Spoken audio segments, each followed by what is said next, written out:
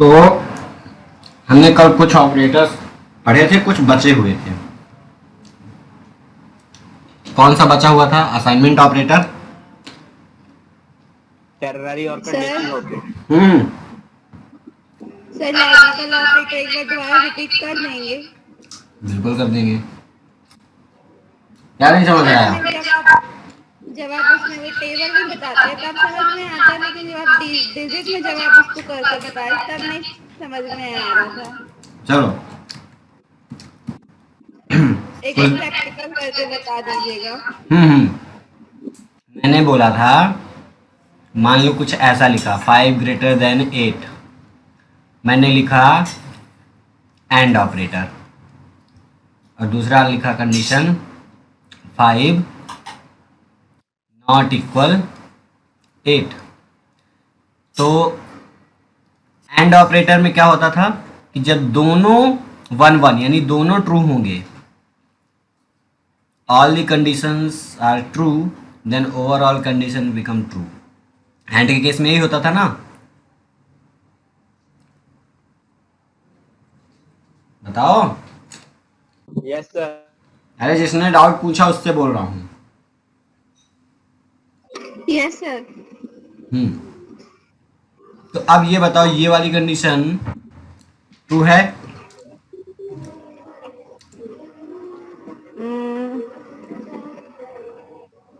No sir. यानी ये हमारी फॉल्स है। ये वाली कंडीशन ट्रू है? Yes sir. बोलो। Yes sir. ये ट्रू है। फॉल्स को हम रिप्रेजेंट करते हैं 0 से, ट्रू को रिप्रेजेंट करते हैं 1 से। बीच में लग गया हमारा and. Yes sir. And operator and multiply की तरह काम करता है। आउटपुट क्या मिलेगा? 0, यानी फॉल्स। ये ओवरऑल कंडीशन क्या होगी? फॉल्स होगी। फॉल्स। नहीं है विश्वास? चलो अब प्रोग्राम में आते हैं।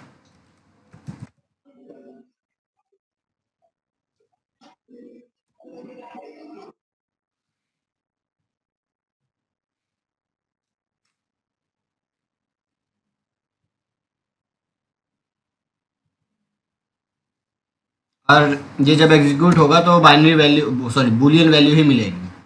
मैंने लिखा 5 ग्रेटर देन 8,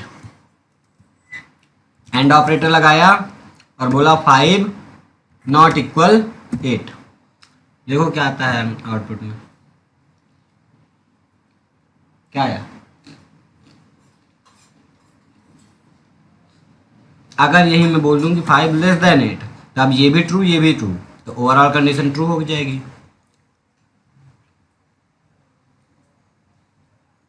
समझ आया? Yes sir. अब यही चीज अगर और ऑपरेटर की बात करें, या मैं एंड की जगह ये और ऑपरेटर लगा दिया, तो और में एटलीस्ट सिंगल कंडीशन भी ट्रू होगी, तो ट्रू एडिशन की तरह काम करता है ना। तो यहाँ पे तो यस सर। यहाँ पे तो दोनों ही ट्रू हैं, तो ट्रू ही आने वाला है, ठीक है। बट अगर मैं यहाँ पे बोल दूं कि 5 ग्रेटर देन है 8 के, एंड और यदि जैसे क्वेश्चन भी सॉल्व करते हो क्वेश्चन पेपर में, तो और में जब क्वेश्चन आते हैं तो कोई एक ही करना होता है ना। Yes sir. एक वैसे ही है, दोनों में से कोई एक भी ट्रू है तो ट्रू होगा। तो ये वाला जो 5 ग्रेटर देन 8 ये कंडीशन तो फॉल्स है, बट ये वाली ट्रू है, तो आउटपुट क्या आएगा? ट्रू। अब मान लो दोनों, अभी दोनों कंडीशन फॉल्स है, ये भी और ये भी, देन आउटपुट अब क्या आएगा? समझ आया? Yes sir. अब नॉट ऑपरेटर की बात करें, तो नॉट के लिए तो सिंगल, क्योंकि वो यूनरी टाइप का ऑपरेटर है। मैं यहाँ पे नॉट लिखा और बोला 5 इक्वल इक्वल 5, ठीक है। ये एक सिंगल ऑपरेंड की तरह ट्रीट होगा, और इसके पहले मैंने नॉट लगा दिया। तो ये कंडीशन अभी क्या है? ट्रू या फॉल्स? ट्रू। तो नॉट क्या करेगा?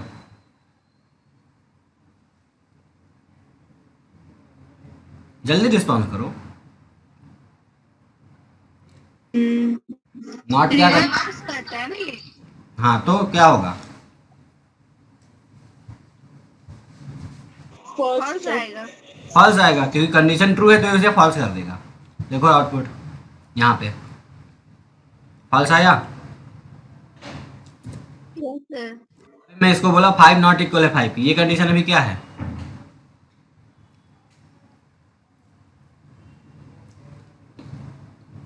बहुत सोचना पड़ रहा है, ये फॉल्स है ना कंडीशन। फॉल्स।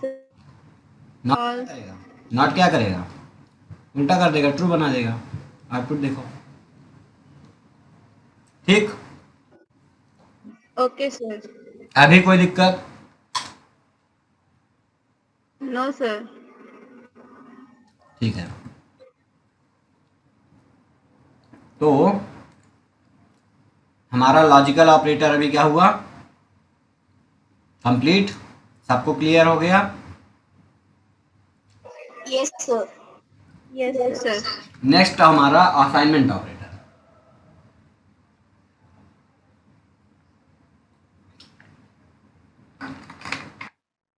हमारा किस टाइप का ऑपरेटर है? कैटेगरी वाइज अगर बात करें तो किस कैटेगरी का ऑपरेटर है? बाइनरी। और असाइनमेंट में हमारे पास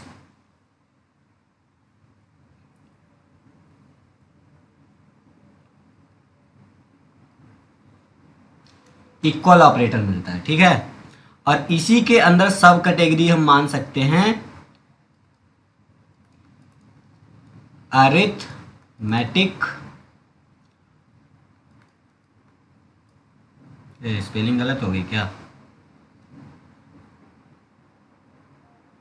सही है ना स्पेलिंग? कहीं कुछ दिक्कत है? नो सर, सही है, सही। ठीक है, अरिथमेटिक असाइनमेंट ऑपरेटर। और इसके अंदर आते हैं plus equal, minus equal, divide equal, multiply equal, modulus equal.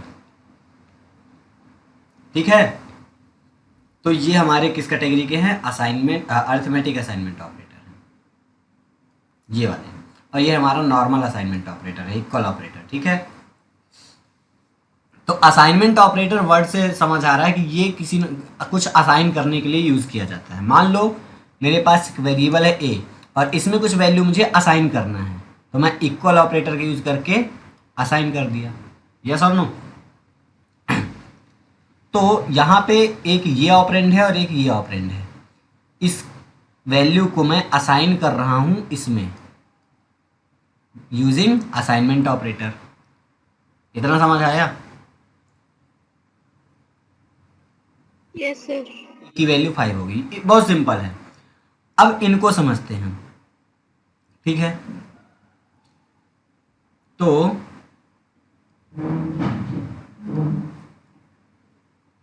इसका मतलब है कोई भी वैल्यू जो होगी, जैसे अगर मैं यहाँ पे लिखा a plus equal 5, suppose a की वैल्यू यहाँ पे 5 ही है, ठीक है। तो इसका जो एक्सपेंडेड वर्जन होगा वो क्या होगा? a इक्वल a प्लस 5, ये मतलब होगा। समझ आया? मतलब a की जो वैल्यू है, पुरानी वैल्यू क्या है? 5।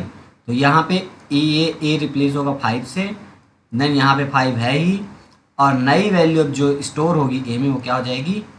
10। ऐसे ही सेम इसका भी है। मान लो अगर मैंने लिखा ए माइनस इक्वल 2, तो अगर ए की वैल्यू मेरी 5 थी तो इसका मतलब क्या होगा? ए इक्वल ए माइनस 2। तो ए की वैल्यू है 5 माइनस 2, ए में क्या जाएगा? 3। ऐसे डिवाइड का भी है। अब ये बाकी की चीज़ें समझ आ जाएंगी ना आगे, इनको भी मैं करके समझाऊं। डिवाइड इक्वल का अगर हम लिखेंगे, अगर मैंने यहाँ पे लिखा ए डिवाइड इक्वल 2, इसका क्या फॉर्म बनेगा? ए इक्वल ए डिवाइड बाई 2। तो ए की वैल्यू अगर 5 है मेरी यहाँ पे, तो 5 डिवाइड बाई 2 क्या आएगा? ए। 2।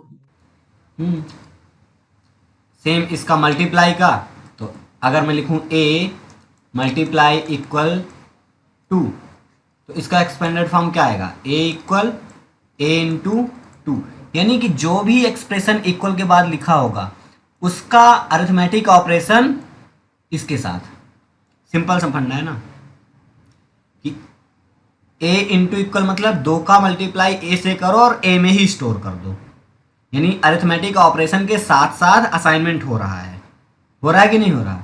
तब यहाँ 5 मल्टीप्लाई 5 क्यों ले रहा हूँ यहाँ पे? मैं इस वैल्यू को एज्यूम कर रहा हूँ कि ए की वैल्यू 5 है, तो ए की वैल्यू यहाँ 5 पुट किया, यहाँ 2, ए में क्या जाएगा? 10। ऐसे मॉड करेंगे अगर, यहाँ पे अगर मैं लिखूँ ए मॉड इक्वल 2, और यहाँ पे मैंने इसका एक्सपेंडेड फॉर्म क्या होगा? ए इक्वल ए मॉड बाई 2। ए की वैल्यू क्या है? 5 मॉड बाई 2, 1। अब क्या जाएगा? 1 रिमाइंडर, है ना? तो इस तरीके से असाइनमेंट ऑपरेटर काम, ये अरिथमेटिक असाइनमेंट ऑपरेटर, ये नॉर्मल असाइनमेंट ऑपरेटर बन जाएगा। Yes yes sir. सर। ठीक है, अब असाइनमेंट ऑपरेटर के बाद टर्नरी ऑपरेटर की बात कर लेते हैं। किसकी बात कर लेते हैं?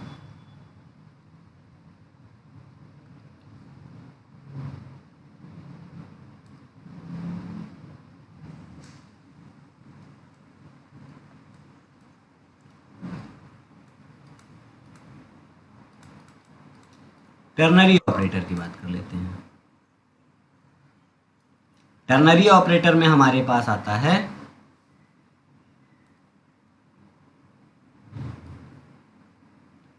कॉलन, ये जो डॉट सेमी कॉलन नहीं है, ये कॉलन है, हाँ 2 डॉट है, और क्वेश्चन मार्क, ये पेयर में यूज होते हैं। ठीक है, टर्नरी का सिंपल मतलब 3 से है, 3 एक्सप्रेशन या 3 ऑपरेंड्स। टर्नरी ऑपरेटर ऐसे ऑपरेटर होते हैं जिनको कुछ भी ऑपरेशन परफॉर्म करने के लिए मिनिमम 3 ऑपरेंड्स की रिक्वायरमेंट होती है। किसकी? 3 ऑपरेंड्स के ऊपर ऑपरेशन परफॉर्म करते हैं। इतना समझ आया? टर्नरी ऑपरेटर को कंडीशनल ऑपरेटर भी बोला जाता है। इसको और क्या बोलते हैं?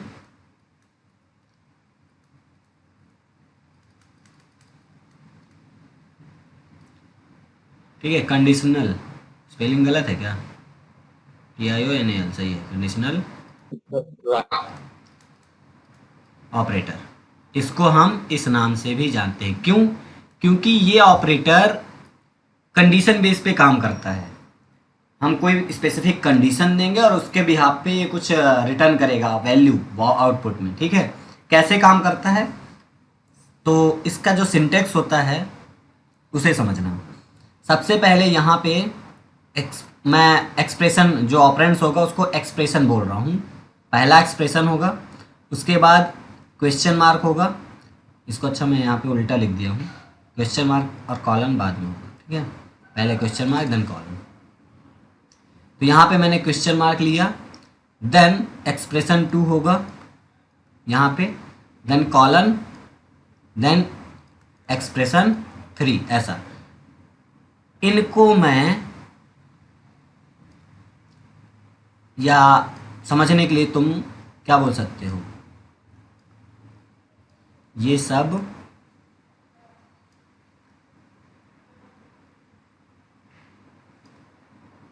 क्या है? हमारे ऑपरेंड। ये ऑपरेंड की तरह काम करेंगे यहाँ पे।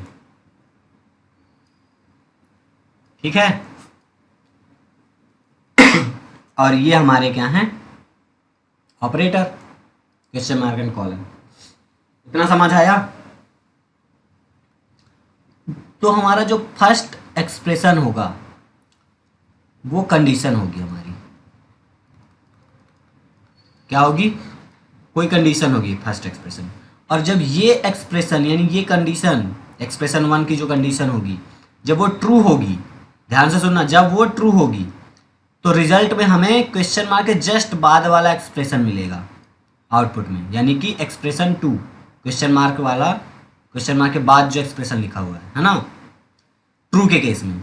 और अगर ये एक्सप्रेशन 1 वाली कंडीशन फॉल्स होती है तो कॉलन के बाद वाला एक्सप्रेशन वाला वैल्यू हमें आउटपुट में मिलेगा, या ये एग्जीक्यूट होगा, ऐसा समझो। इतना क्लियर हुआ? Yes, sir. Yes sir. अगर मैं अब यहाँ पे कुछ एग्जाम्पल लेता हूँ, ठीक है। अगर मैं यहाँ पे लिखा 5 greater then 2 question mark 5 colon, और इसको मैं अगर किसी वेरिएबल ए में ऐसे स्टोर करा रहा हूँ, ये असाइनमेंट ऑपरेटर लगा दिया ना, तो ए में क्या जाएगा? 5. तो पहले देखो कि एक्सप्रेशन 1 ये है, एक्सप्रेशन 2 ये मान लो, और एक्सप्रेशन 3 ये है, ठीक है। अब ये पहली कंडीशन जो है वो चेक करो कि ट्रू है या फॉल्स। 5 ग्रेटर देन 2 ट्रू या फॉल्स? True. ट्रू है। तो यहाँ पे ट्रू के केस में मैंने क्या बोला कि क्वेश्चन मार्क के जस्ट बाद वाला एक्सप्रेशन आउटपुट में मिलेगा, यानी ये हमारा रिटर्न होके ए में क्या स्टोर हो जाएगा? 5. 5, ए में 5 आएगा, और ये चलेगा ही नहीं क्योंकि कॉलन के बाद वाली वैल्यू कब आती? जब ये कंडीशन फॉल्स होती, बट ये तो ट्रू है तो 5 मिलेगा। यानी मैं अगर यहाँ प्रिंट करूँ ऐसे ए को तो मुझे आउटपुट में क्या मिलेगा? 5। समझ आया टर्नरी ऑपरेटर? Yes, sir. चलो इसको एक एग्जांपल से देखते हैं आउट प्रोग्राम में। यहाँ पे मैं डायरेक्ट प्रिंटलन में ही लिखता हूँ, ठीक है।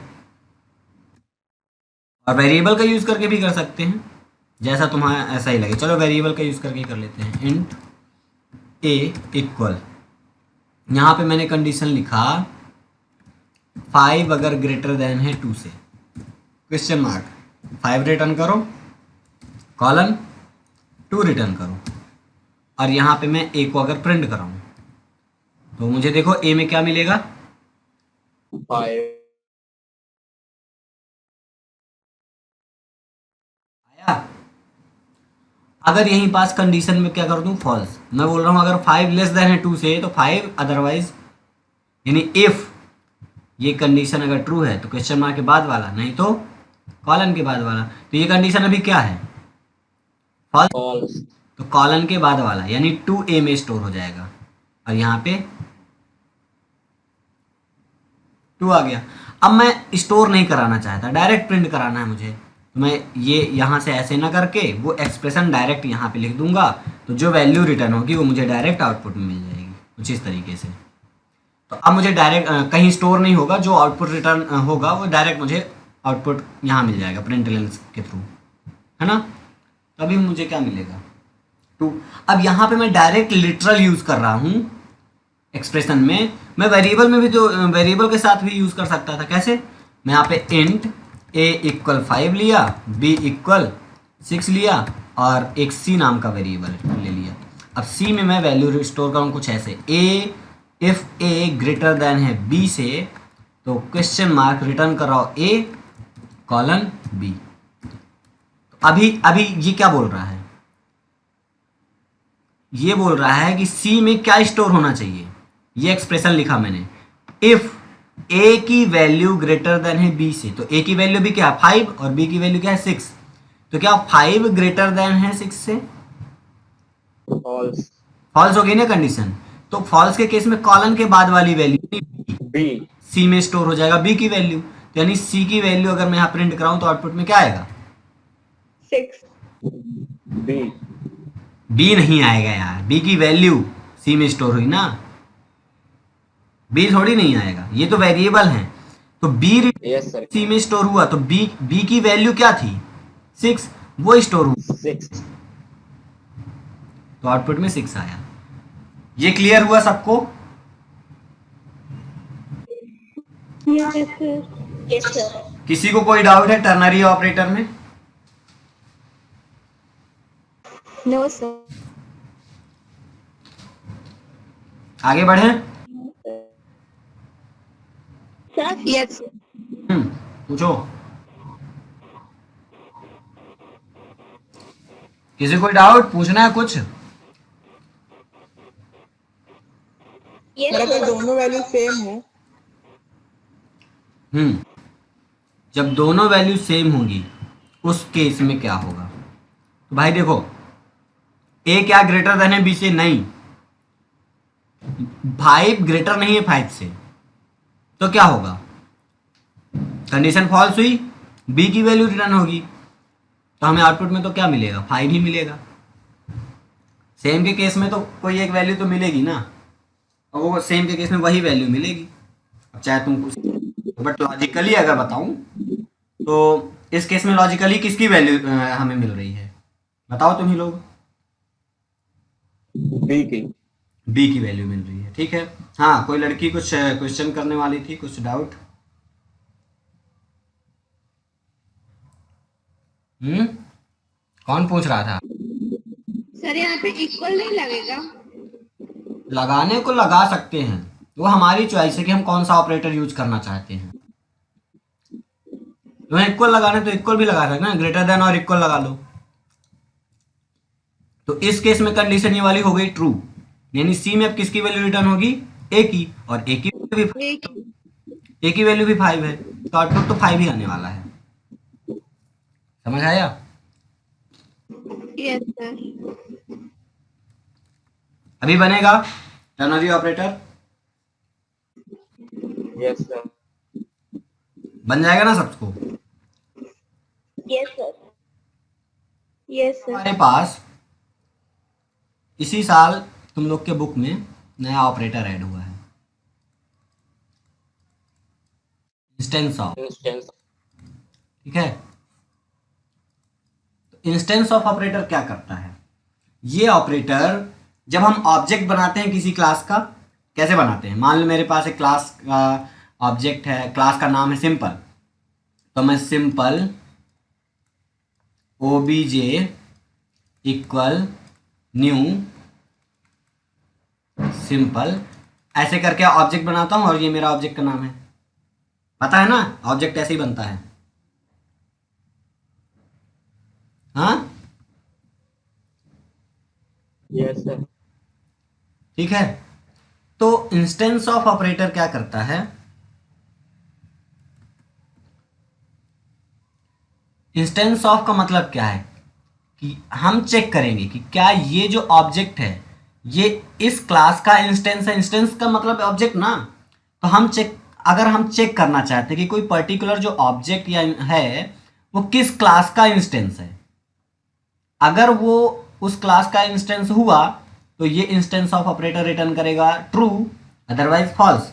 जैसे इस केस में ओबीजे है मेरा, मैं बोलूंगा ओबीजे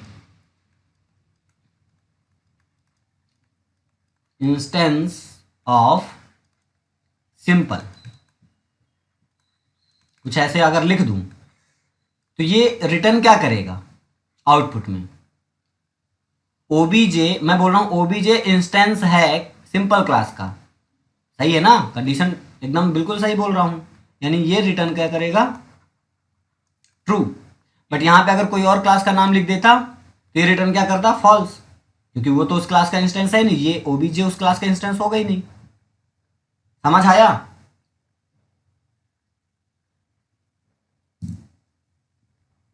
ओबीजे सिंपल का बस होता है।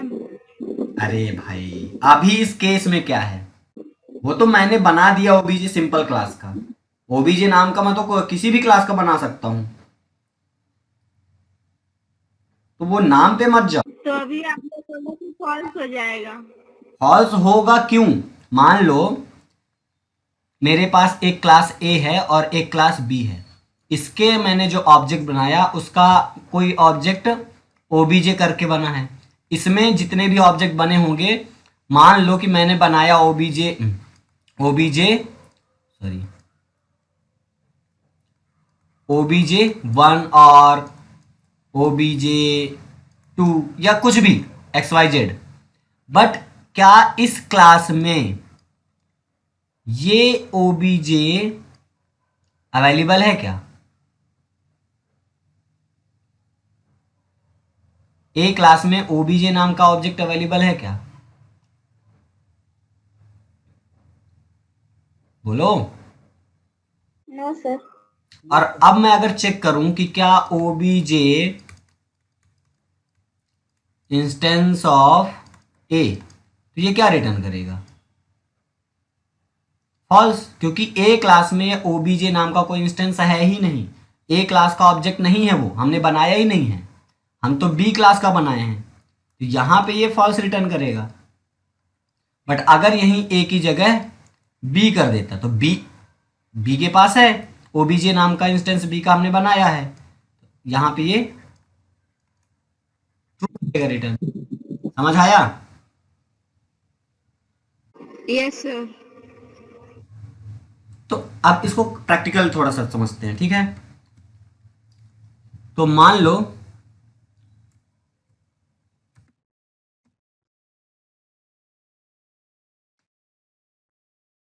मैं यहाँ पे एक क्लास बनाता हूं, क्लास चलो ए नाम की ही बनाया, ठीक है? और यहाँ पे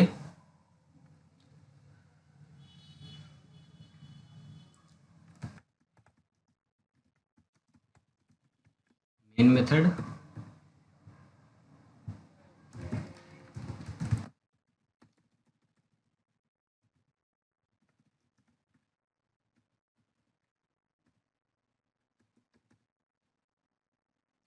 यहाँ पे मैं ए ओबीजे इक्वल न्यू ए, मैंने ऑब्जेक्ट बनाया और उस ऑब्जेक्ट का नाम क्या डाला? ओबीजे नाम दे दिया। वो किस क्लास का ऑब्जेक्ट है? ए क्लास का। तो अगर मैं अब यहां पे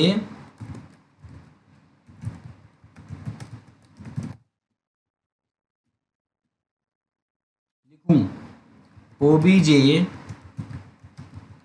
इंस्टेंस ऑफ ए, तो क्या रिटर्न करेगा ये? ट्रू।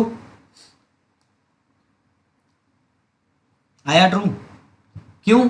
क्योंकि हम सही तो बोल रहे हैं कि ये जो ओबीजे नाम का एक वेरिएबल, रेफरेंस वेरिएबल है जिसे हम ऑब्जेक्ट कह रहे हैं, ये किसका इंस्टेंस है, किसका ऑब्जेक्ट है? ए क्लास का।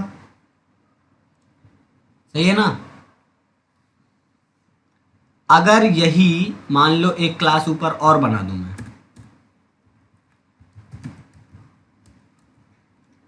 क्लास बी, स्पेलिंग गलत है क्या?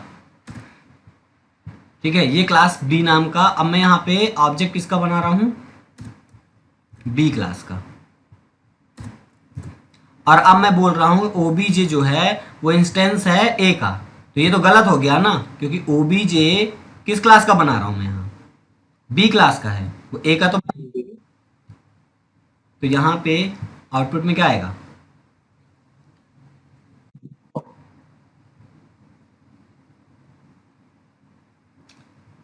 मैं डायरेक्ट यूज कर रहा हूं तो इस वजह से वो क्या बोल रहा है कि जो हमारा ए, सॉरी, जो ओबीजे है वो instance of A can not be converted to A, ठीक है? तो इस वजह से वो एरर दे रहा है। अगर मैं इसको यहाँ पे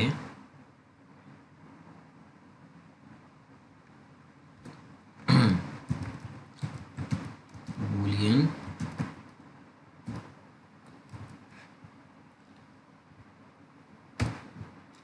ऐसे लिखूं, देखो क्या होता है, अदरवाइज हम कन्वर्ट करेंगे, ठीक है? तो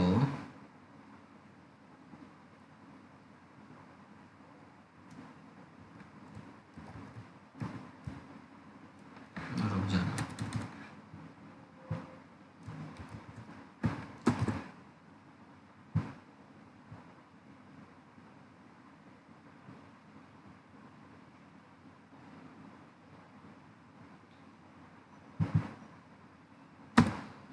ठीक है? तो वो एरर दे रहा है क्योंकि वो इस क्लास का ऑब्जेक्ट है ही नहीं। अगर होता तो ये, सॉरी मैं ऐसे ही करके दिखा रहा हूँ, जैसे बी का है तो ये रिटर्न क्या करेगा? आर ई एस में क्या आएगा? ट्रू। अब ये कहाँ पे यार आ गया?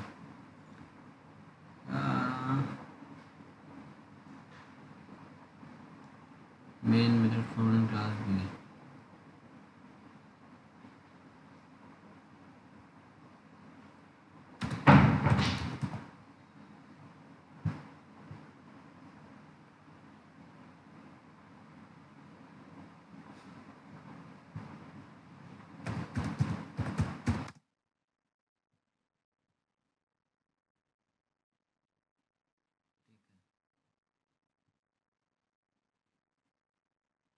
ऑब्जेक्ट अभी यहाँ पे किसका बना, बी का, इस वजह से ट्रू आया। एक बार ऐसे करके मैं चेक कर रहा हूँ क्या ये ऑब्जेक्ट मेन क्लास का है, तो यहाँ पे वो एरर देगा कि बी जो है वो मेन क्लास में कन्वर्ट नहीं हो सकता। ठीक है, तो इंस्टेंस ऑफ का सिंपल सा मतलब हमें केवल ये चेक करना है अगर कि वो ऑब्जेक्ट उस क्लास का है या इंस्टेंस उस किसी पर्टिकुलर क्लास का है या नहीं, तो उसके लिए हम इंस्टेंस ऑफ ऑपरेटर का यूज करेंगे। ठीक है,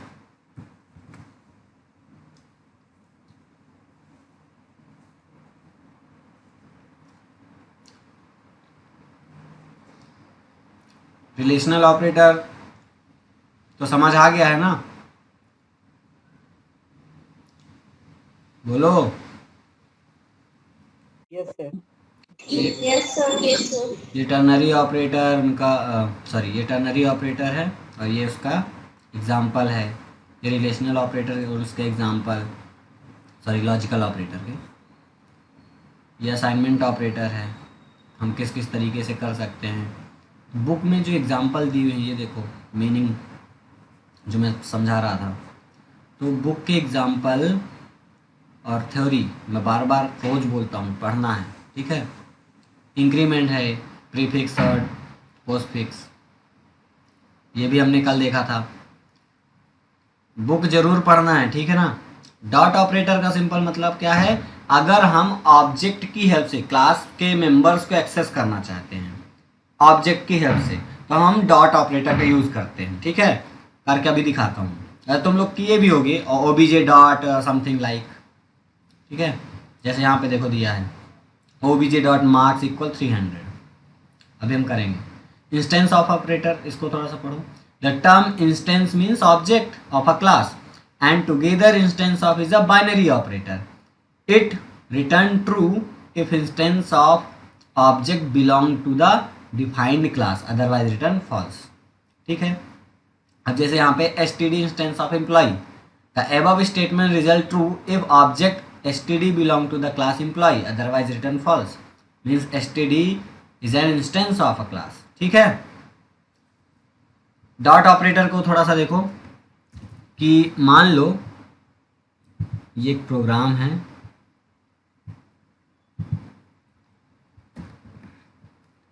और यहाँ पे मैं एक वेरिएबल a बनाया। ये मेरा कैसा वेरिएबल है, इंस्टेंस वेरिएबल, पढ़ाया हूँ ना क्लास के अंदर जो डिक्लेयर करते हैं। और इंस्टेंस वेरिएबल को हम स्टैटिक मेथड के अंदर डायरेक्ट यूज नहीं कर सकते। तो डायरेक्ट नहीं यूज कर सकते तो फिर कैसे कर सकते हैं, हम ऑब्जेक्ट की हेल्प से यूज कर सकते हैं। तो मैं उस क्लास का नाम क्या है, हेलो वर्ल्ड, तो उस क्लास का एक ऑब्जेक्ट बनाया,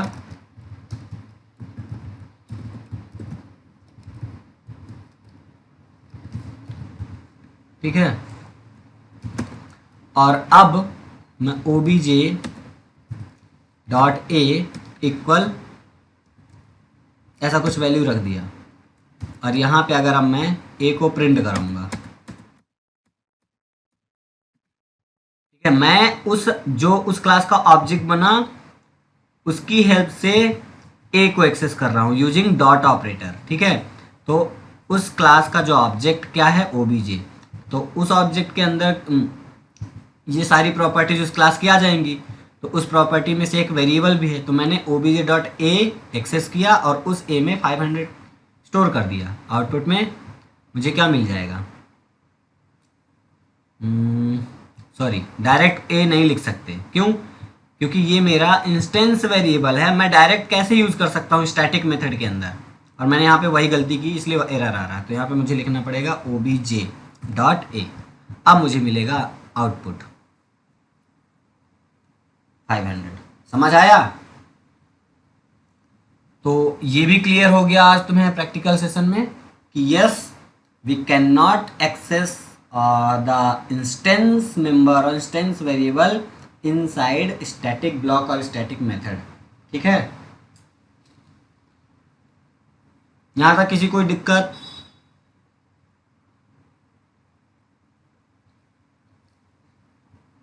सो गए क्या? No sir. बाकी लोग? No sir. कोई प्रॉब्लम नहीं है, सब क्लियर है, समझ आ रहा है? Yes sir. Yes sir. Focus करना है ना, फोकस करना है, पढ़ना है। तो अभी आगे देखें क्या है, प्रेसिडेंस ऑफ ऑपरेटर। तो प्रेसिडेंस ऑफ ऑपरेटर क्या होता है, और ये चीज़ बहुत ज़रूरी है जानना और समझना। तुम सबको इसे पढ़ना है। ये जो टेबल तुम्हारी बुक में दी हुई है ना, इसको कल मैं पूछूंगा। हर एक ऑपरेटर का प्रेसिडेंस पता होना चाहिए। मैं बता रहा हूँ प्रेसिडेंस क्या। प्रेसिडेंस का मतलब होता है प्रायोरिटी, कौन सा ऑपरेटर पहले और कौन सा ऑपरेटर बाद में एग्जीक्यूट होगा। अगर एक एक्सप्रेशन हमने लिखा, कोई एक्सप्रेशन लिखा जावा में, और वो एक्सप्रेशन हमारा मल्टीपल ऑपरेटर्स को कंटेन कर रहा है, या उसमें प्लस भी है, माइनस भी, डिवाइड भी है ना, उसमें इंक्रीमेंट डिक्रीमेंट सब कुछ है, मल्टीपल ऑपरेटर्स का कॉम्बिनेशन से एक एक्सप्रेशन बना। तो अब उसको एग्जीक्यूट करोगे तो कैसे एग्जीक्यूट करोगे, कौन सा ऑपरेटर तुम पहले एग्जीक्यूट करोगे, कौन सा बाद में, ये प्रायोरिटी डिसाइड करता है प्रेसिडेंस, और उस ऑपरेटर का प्रेसिडेंस। ठीक है। लाइक मैथ में तुम लोग बॉडमास वाला सिस्टम पढ़े थे, तो वहां पे भी तो हमने यही देखा ना कि पहले कौन सा ऑपरेटर एग्जीक्यूट होगा, पहले ब्रैकेट ओपन होगा, फिर डिवाइड होगा, है ना? ऐसा ही था। Yes sir. तो यहाँ पे प्रोग्रामिंग में भी वैसे ही कॉन्सेप्ट चलता है, बट यहाँ हमेशा बॉडमास वाला रूल नहीं काम करेगा। ठीक है, बॉडमास वाला रूल यहाँ हमेशा काम नहीं करेगा। यहाँ पे ऑर्डर वाइज सबका रैंक दिया हुआ है, ऑर्डर, ऑपरेटर्स एंड साथ में एसोसिएटिविटी। ठीक है, कैसे एसोसिएटिविटी, लेफ्ट टू राइट या राइट टू लेफ्ट। यहाँ पे राइट टू लेफ्ट तुम्हें किन किन का मिलेगा, पहला तो जो हमारा इंक्रीमेंट और डिक्रीमेंट ऑपरेटर है उसमें नॉट, और ये जो लॉजिकल नॉट है उसमें, इनका जो एसोसिएटिविटी है राइट टू लेफ्ट है। और इधर जितने भी शिफ्ट ऑपरेटर हैं और ये लॉजिकल टर्नरी ऑपरेटर, इनका भी राइट टू लेफ्ट चलता है। एसोसिएटिविटी मतलब असाइनमेंट कैसे होगा, इसको भी एक्सप्रेशन से समझते हैं। ठीक है, मैं एक दो एग्जाम्पल बताऊंगा, उसके बाद तुम्हें इसे पढ़ना है। प्रेसिडेंस का मतलब ऑपरेटर की प्रायोरिटी, कौन सा ऑपरेटर पहले एग्जीक्यूट होगा, कौन सा बाद में। ठीक है, मान लो यहाँ पे मैंने एक एक्सप्रेशन लिखा, वेट,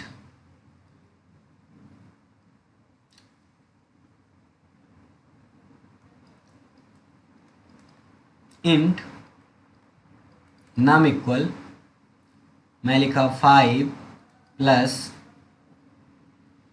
6 माइनस 2 डिवाइड बाई क्या कर दिया जाए, या मल्टीप्लाई कर देता हूँ। ठीक है, मल्टीप्लाई बाई 2। अभी सिंपल इतना ही समझते हैं, ये किया। ठीक है, तो अब देखो, सबसे पहले प्रेसिडेंस की बात करें तो सबसे पहले हाईएस्ट प्रेसिडेंस किसकी होगी, स्टार की। और टेबल में देख, तो यहाँ पे देखो, ये थर्ड नंबर प्रायोरिटी है किसकी, मल्टीप्लाई सिंबल की, और मॉडुलस की, और डिवाइड की। और उसके बाद हमारा जो एडिशन सब्ट्रैक्शन वाला है वो हमें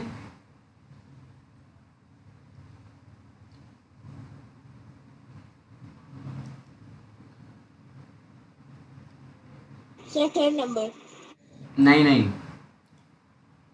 थर्ड नंबर में हमारा ये है binary, plus and minus, fourth पे है।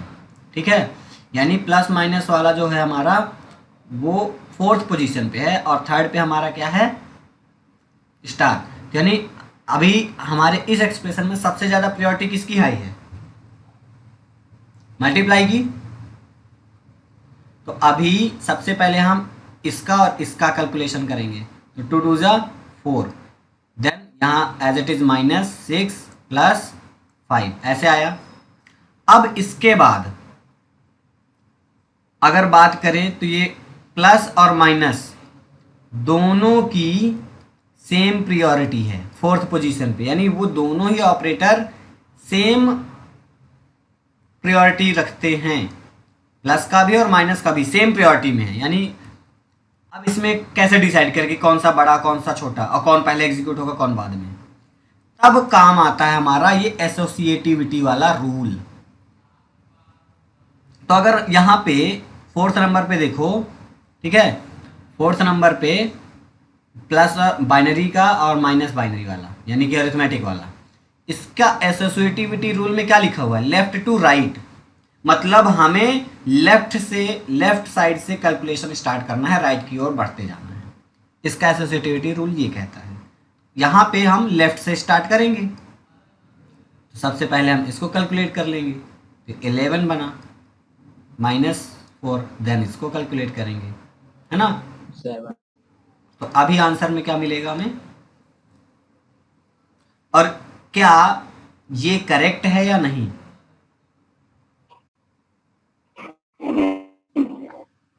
करेक्ट। कंफर्म करने के लिए हम प्रोग्राम में इसको देख लेते हैं। क्या क्या एक्सप्रेशन लिखा हुआ था, 5 + 6 एंड -2 × 2। देखते हैं क्या आता है आउटपुट। 7 आया। तो इस तरीके से काम होता है एसोसिएटिविटी, ऐसे काम। देखिए मान लो जब सेम प्रेसिडेंस के ऑपरेटर फंस गए तब वहां पे फिर हम एसोसिएटिविटी रूल का यूज करते हैं, ठीक है।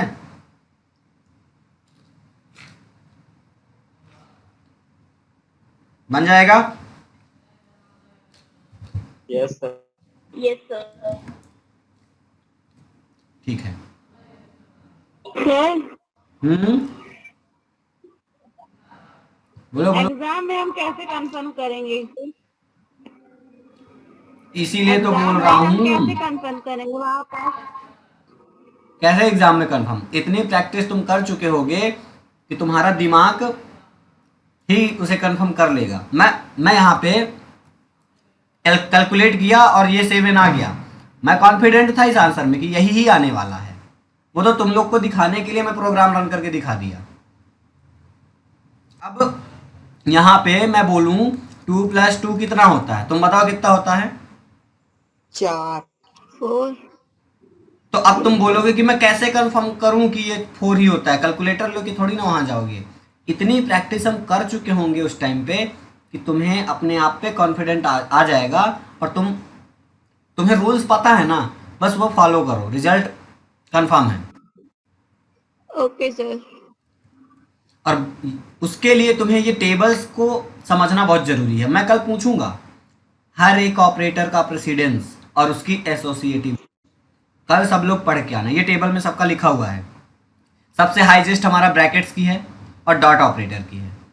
देन सेकेंड नंबर पे नॉट, ये बिटवाइज नॉट है, सॉरी लॉजिकल नॉट, ये bitwise, increment decrement, unary plus minus जो कल मैंने बताया था, निगेटिव पॉजिटिव सिंबल।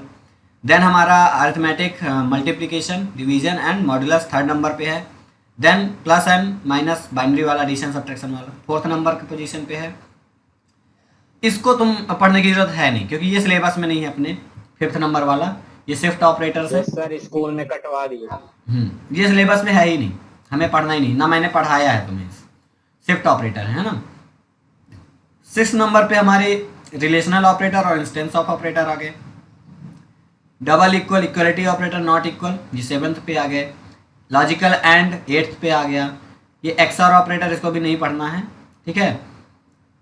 10th पे ये बिटवाइज और है। 11th में लॉजिकल एंड है। 12th पे लॉजिकल और ऑपरेटर, और 13th पे टर्नरी ऑपरेटर, और सबसे लोवेस्ट पे जितने भी ये अरिथमेटिक असाइनमेंट ऑपरेटर हैं सबसे लोवेस्ट है। हाँ, नेटवर्क सही करो, क्या पूछ रहे हो बोलो। हेलो, कौन पूछ रहा था? वैभव? यस कौन पूछ रहा था?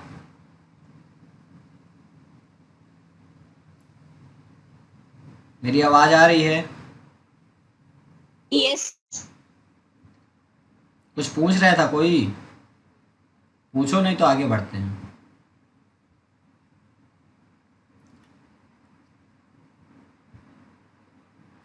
देन चलो नेक्स्ट टॉपिक हमारा क्या है? Expression in Java. So expression क्या है? एक्सप्रेशन को समझो, वैलिड कॉम्बिनेशन ऑफ लिटरल्स और variables with operators is known as expression.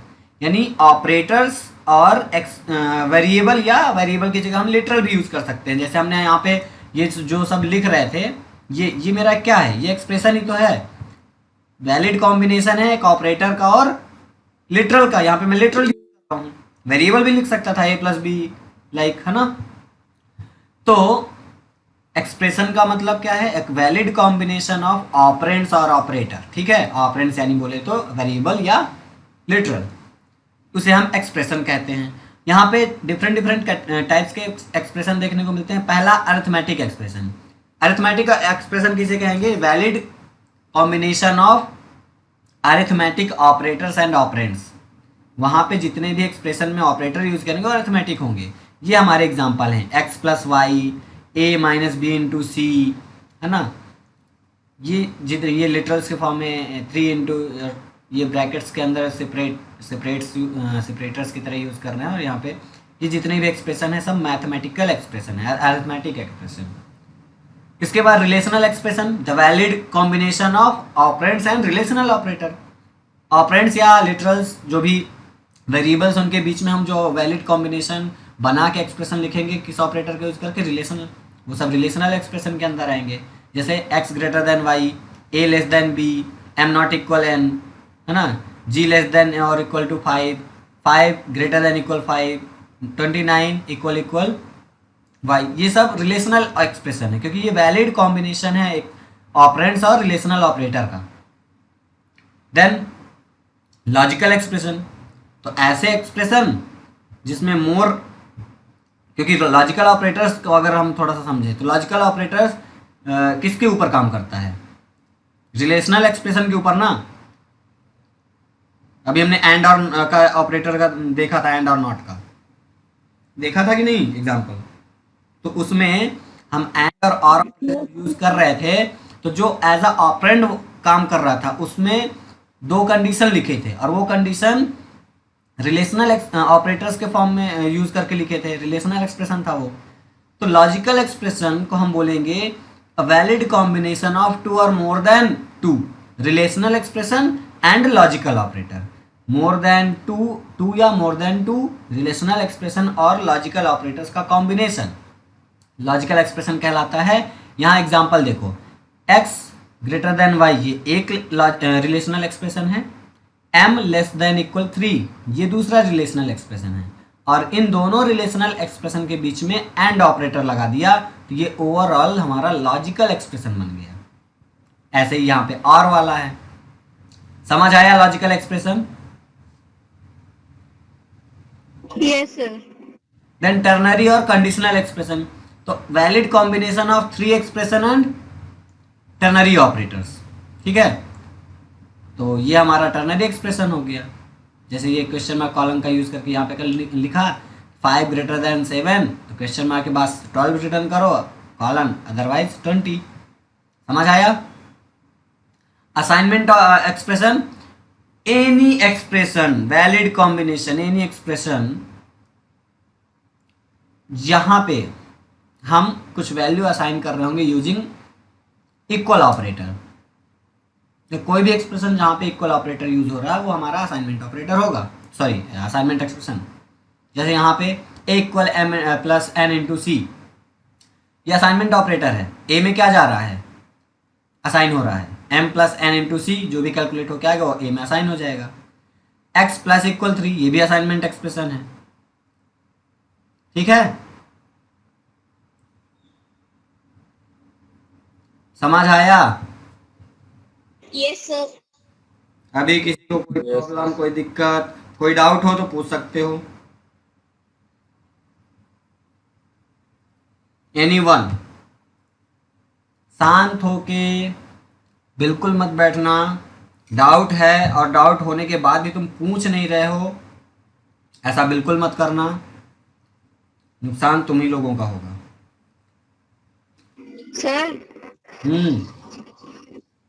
Assignment और अर्थमेटिक में क्या डिफरेंस होता है? हम जब नॉर्मल असाइनमेंट ऑपरेटर की बात करते हैं, मतलब वहां पे हमारा आता है ओनली इक्वल ऑपरेटर।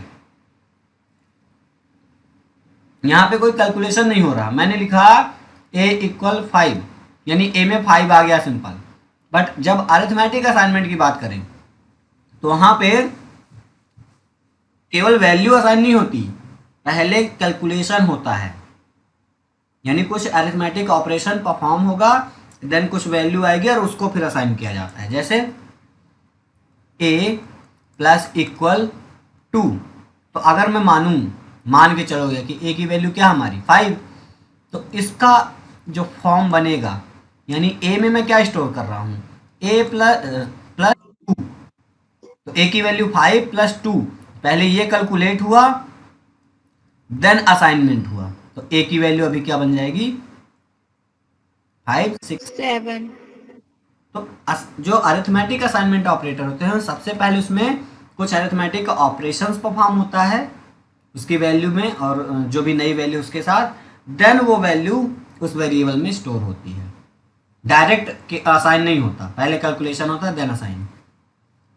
और नॉर्मल में जो वैल्यू होगी वो डायरेक्ट असाइन हो जाएगी, सिंपल। समझ आया? Yes sir. और डाउट किसी को? ज्योति, नो सर। सब समझ आ रहा है? Yes sir. वैभव,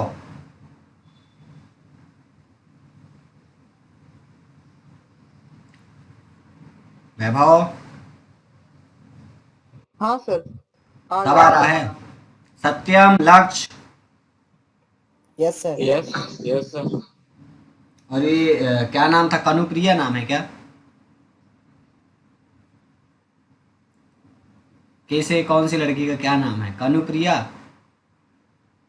कनुप्रिया ही है। खुशनवी सर। सॉरी, खुशनवी, नाम भूल जा रहा है, याद हो जाएगा। तो समझ आ रहा है ना? यस सर, सब समझ में आ रहा है अब। चलो, तो समझना है और बुक को अभी रीड करना है जितना पढ़ा दिया गया है। कल हम मैथमेटिकल लाइब्रेरी के बारे में थोड़ा सा पढ़ेंगे और इसके सारे फंक्शन कल कवर करेंगे, ठीक है? Yes sir. Okay, you can leave now. घर में पढ़ते रहना, बुक पढ़ना बहुत ज़रूरी है। बाय।